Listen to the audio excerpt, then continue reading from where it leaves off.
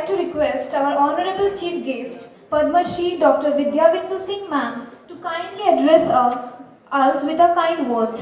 सभागार में उपस्थित सभी भाइयों बहनों, अभिभावक और अध्यापक, साथ ही हमारी वर्तमान नई पीढ़ी जो बच्चियां जिनको सम्मान मिला है, सबके प्रति शुभकामना और आभार व्यक्त करती हूँ। हेल्पफुल ट्रस्ट और विश्वविद्यालय और आशा क्लब, इन संस्थाओं के प्रति भी आभारी हूँ कि आप लोगों से मिलने का और कुछ अपने विचार साझा करने का आपने अवसर दिया।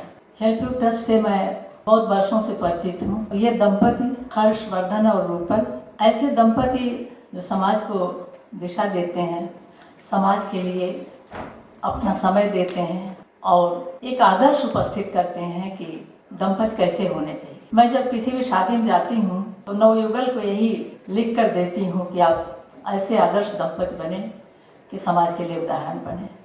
मुझे बड़ी खुशी है कि मेरे सामने दंपति बैठा है। विश्वविद्यालयों का जो उद्देश्य है, शिक्षा, अभिभावकों का उद्देश्य है अपने बच्चों का विकास और समाज का दायित्व है, राजनेताओं का दायित्व है कि कैसे हमारी नई पीढ़ी अपनी शक्ति को पहचाने, आगे बढ़ सके।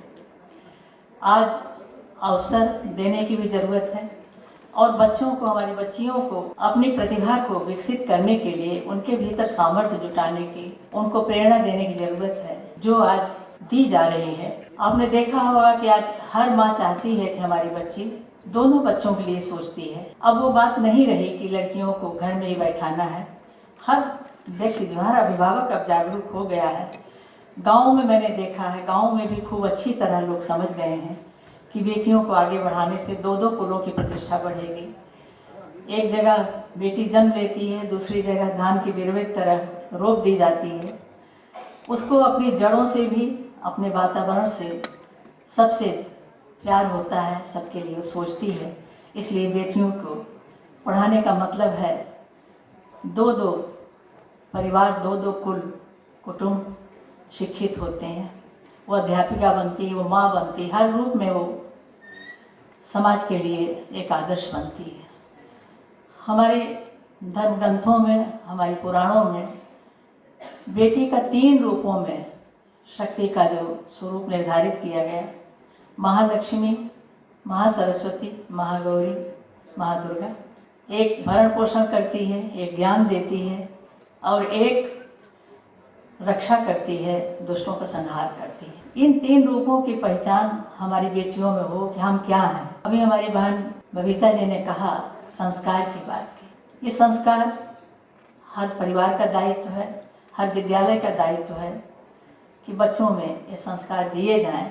आज लोग परंपरा की और प्रगति की बात करते हैं। परंपरा और प्रगति एक दूसरे के बाधक नहीं है, दोनों एक दूसरे के पूरक हैं। परंपरा अगर पिछला कदम है तो प्रगति अगला कदम है। इसका हमेशा ध्यान रखना होगा, दोनों में सामंजस्य। हम पीछे क्या छोड़ आए हैं, उसमें से हमारे बच्चियों को एक संस्कार देना पड़ेगा। जो बहुमूल्य है उसे तुम्हें छोड़ना नहीं, उसे लेना है। और प्रगति के रास्ते बहुत खुले हुए हैं। आज बच्चियों के सामने खुला आकाश है, वो अपने पंखों में उड़ान भर सकती हैं, जितना चाहे उड़ सकती हैं। उनको सरकार की ओर से भी सहयोग मिल रहा है, समाज की ओर से भी, अभिभावकों की ओर से भी।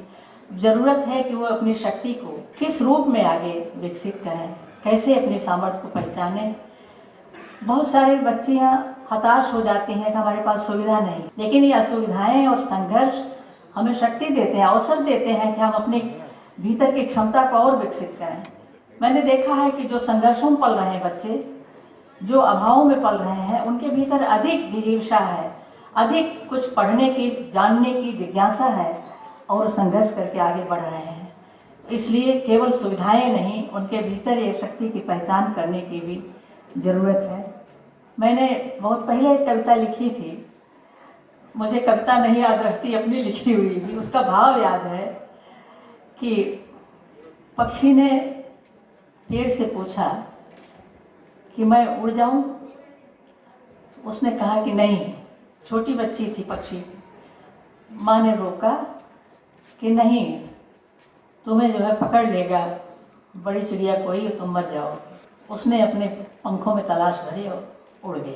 तालाब की मछली ने पूछा कि क्या मैं बाहर निकलूं? तो तालाब ने डांट दिया उसे कि नहीं, बाहर जाओगी मर जाओगे। लेकिन उसकी आंखें बरसने लगीं और सैलाब आया और सैलाब के साथ वो बढ़ चली और समुद्र में पहुंच गई। इसी तरह घर की बहू ने कहा कि इन चौखटों में जो बंद थी, उसने कहा कि मैं बाहर निकलूं, तो चौखटों ने डांट दिया उसे कि बाहर जो है बहुत खतरे हैं, बहुत अव्यवस्था है, तुम्हारा अपहरण हो जाएगा। लेकिन बहू ने अपने हाथ पैरों की मजबूती तलाशी और घूंघट हटा दिया, बाहर निकल गई। इस पर कुछ लोगों ने टीका टिप्पणी की कि आपने जो घूंघट उठाने की बात कही, बेपर्दा होने की बात कही, ये थोड़ा सोच लीजिए। मैंने कहा बेपर्दा होने की बात नहीं है। घूंघट उसकी शक्ति भी था, घर में सुरक्षित थी, लेकिन उसके साथ साथ उसके ऊपर जो एक आवरण था, बाहर का कुछ देख नहीं सकती थी, उसे हटाने की ज़रूरत थी। उसे समाज के सामने आ करके उन सब का मुकाबला करने की ज़रूरत है, इसलिए मैंने लिखा है। तो इस तरह की अभी बहन मंजू जी ने कहा कि बेटी मेहमान नहीं है, एक कविता की पंक्ति सुनाई, और ये सभी ने महसूस कर लिया है कि बेटियां बेटों से कम नहीं हैं और बेटियां संवेदना से भरी हुई हैं। इसलिए माता पिता की देखभाल, उनके प्रति जो मानवता की दृष्टि से जो संवेदना होनी चाहिए वो उनमें है, क्योंकि नारी स्वभाव से कोमल होती है। ज़रूरत ये है कि बेटियां चाहे अपने माँ बाप के हों, चाहे पति के माँ बाप के हों, दोनों के प्रति उस संवेदना को लेकर चलें, ये भी बताने की ज़रूरत है। क्योंकि प्रायः बेटियां अपने मायके के पक्ष को अधिक संवेदना से जुड़ती हैं और पति के पक्ष को, ससुराल के पक्ष को वो प्यार वो नहीं दे पाती। और आजकल की जो बुजुर्ग महिलाएं हैं, मैंने देखा है कि वो बहू और बेटी को समान आदर देने लगी हैं, कुछ परिस्थितियों के कारण और कुछ आवश्यकता के कारण। लेकिन बेटियों को भी जानना होगा कि माँ माँ होती है, चाहे सास हो चाहे माँ हो।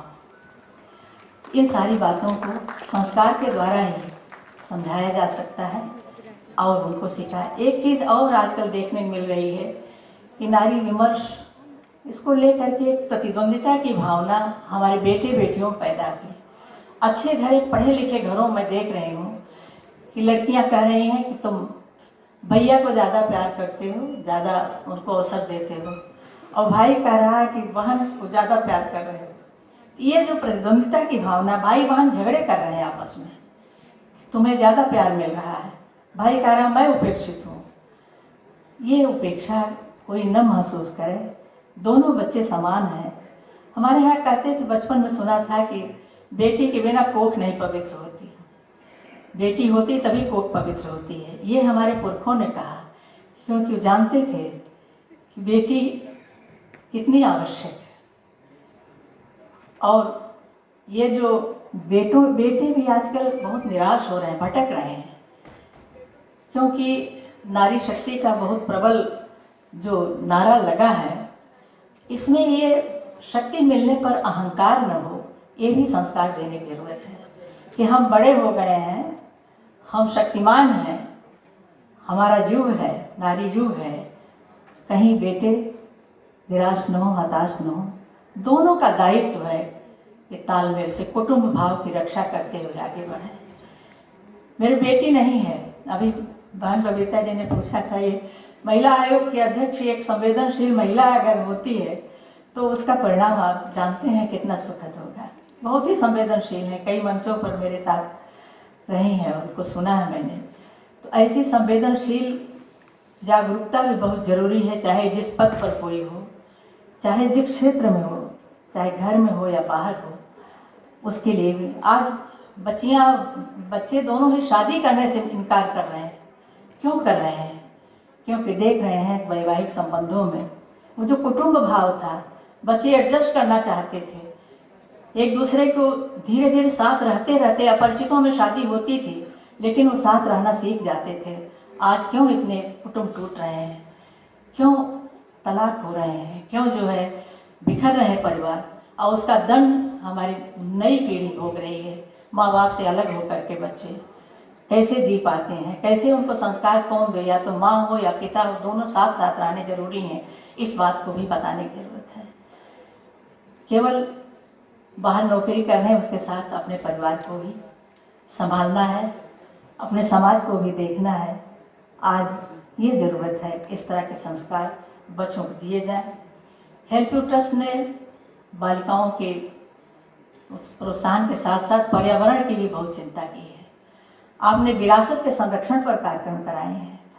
इस तरह की जो संस्थाएं हैं उनका भी दायित्व बहुत बड़ा है। जहाँ कहीं समाज अंधेरे में है, प्रकाश की किरण नहीं पहुँच पा रही है, चाहे अशिक्षा के कारण चाहे अहंकार के कारण, वहाँ पर इन संस्थाओं को प्रकाश की किरण लेकर। बहन बबीता जी ने कहानियों की बात की। कहानियों से हमारे यहाँ देखिए, कहानियों के माध्यम से पंचतंत्र क्यों लिखा गया। उनके बच्चे राजकुमार जो थे वो पढ़ते नहीं थे, उनको बुलाया गया, कोई अध्यापक टिकता ही नहीं था, इतने शरारती बच्चे थे। पंचतंत्र की कहानियों के माध्यम से उनको शिक्षा मिली। आज वही पंचतंत्र पूरे विश्व में शिक्षा का एक माध्यम बन गया है। सिंहासन बत्तीसी की कहानियाँ हैं। 32 पुतलियों ने, राजा जब कुर्सी बैठने लगते थे राजगद्दी पर, तो वो प्रश्न करती थी कि मेरे प्रश्न का उत्तर दे दीजिए, तब आपको अधिकार होगा कि इस कुर्सी पर बैठें, इस गद्दी पर बैठें। और 32 पुतलियों जो प्रश्न था वो समाज की नैतिकता से, समाज की आवश्यकता से, उनके दायित्व, राजनीति के दायित्व से जुड़ा हुआ था। और उन जब 32 का उत्तर राजा ने दे दिया तब वो कुर्सी पर बैठे। ये कहानियाँ हमारी लोक कथाओं के रूप में जाने कब से संस्कार दे रही हैं। उनके प्रति भी हमें जागरूक होना है। हम विद्यालयों में जा कर के कहानियाँ सुनाएं, लोक कथाएँ, पंचतंत्र, हितोपदेश, पुराण कथाएँ, लोक कथाएँ, लोकगीतों के माध्यम से जो संस्कार दिए जाते थे, लोक चित्रों के माध्यम से, लोक व्यवहार, लोक रीतियों के माध्यम से, संस्कार गीतों के माध्यम से जो कुछ भी सिखाया जाता था, आज वो दूर होता जा रहा है। अब एक दिन में विवाह हो रहा है, आवश्यकता, समय और उसकी ध्यान में रखते हुए। लेकिन ये जो परंपराएं थी ये बहुत कुछ कहती थी। उन परंपराओं को जोड़ते हुए, रखते हुए आगे बढ़ना चाहिए।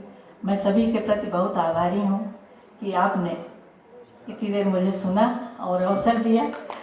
और बहुत बहुत सबको शुभकामनाएँ। आज यूपी दिवस है, उत्तर प्रदेश दिवस।